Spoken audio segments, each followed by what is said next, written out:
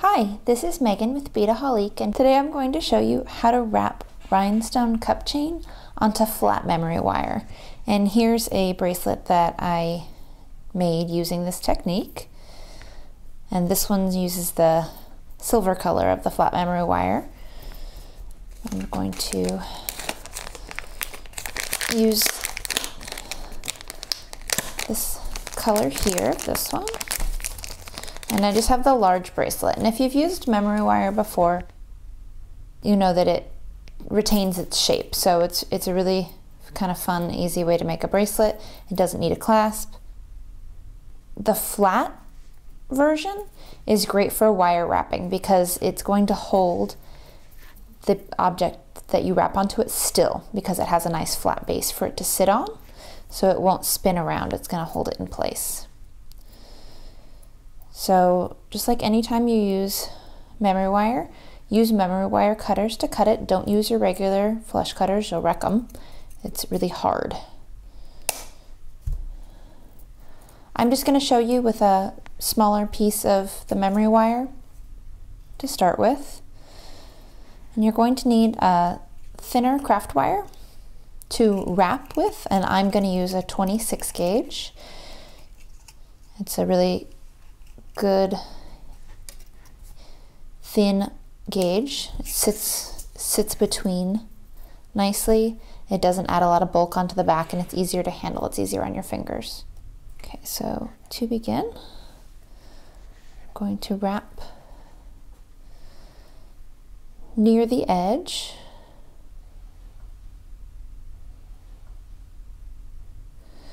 And I'm just going to wrap around a few times in a tight coil. And the amount of wire that you'll need to work with is going to vary, of course, with how long of a bracelet you're going to make, how many times around you're going to have the coil go, and how much cup chain you're going to use.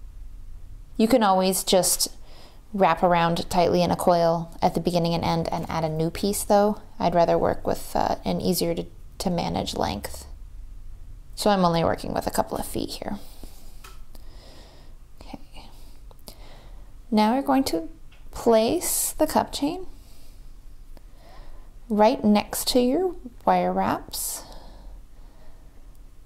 and try not to have it overlap it too much. It won't sit flat because the wire wraps are going to hold it up.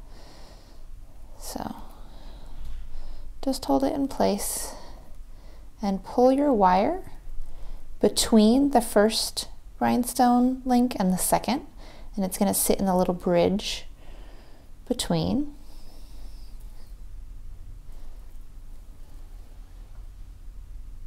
And you're going to wrap around that bridge part twice.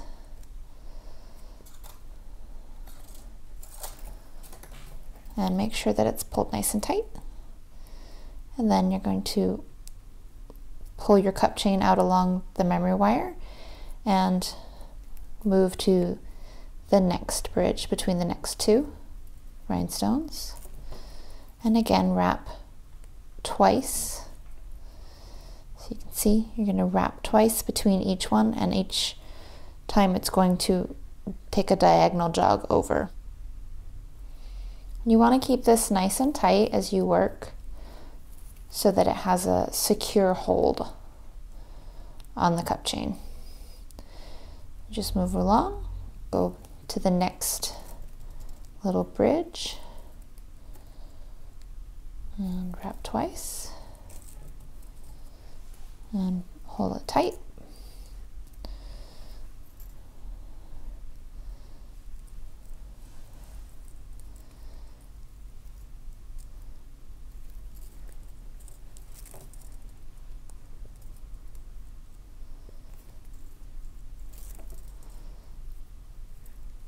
And you're just going to continue that way through as much of the memory wire and cup chain as you want to make it as wide of a bracelet as you want.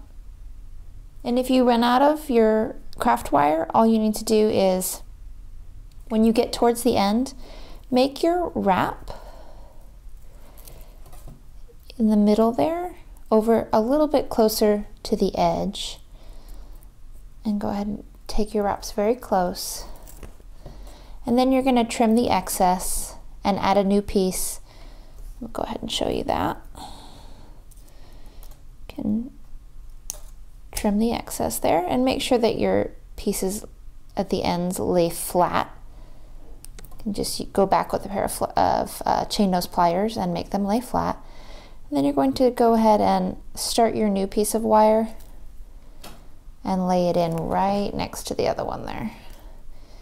And you should be able to get that one around twice as well. That with the 26 gauge will fit just between there. And you go back and trim that also. And that way you don't have to work with more wire than you're comfortable with at a time, because it's not hard to add more.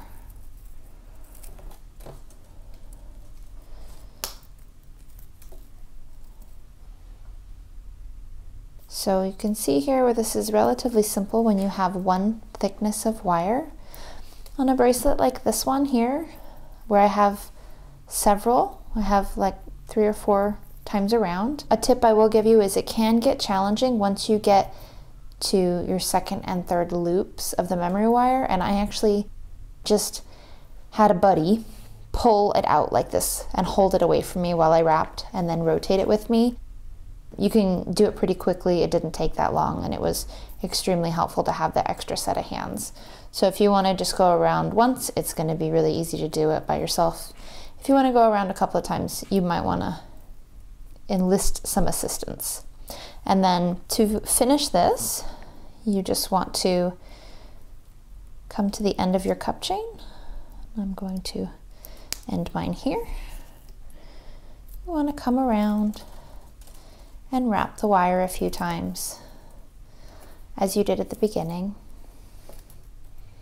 And just make sure it's in a really snug coil. And trim that off.